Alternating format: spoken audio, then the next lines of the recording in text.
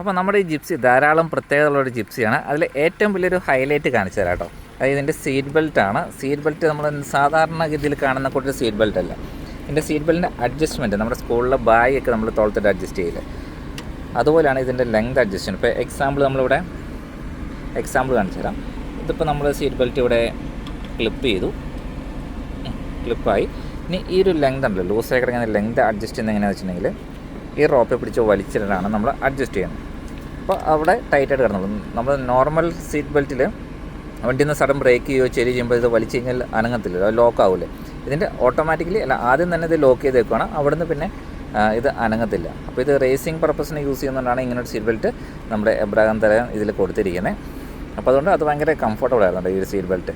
Variety സാധനമല്ലേ. അപ്പോൾ okay, right, പോട്ടെ.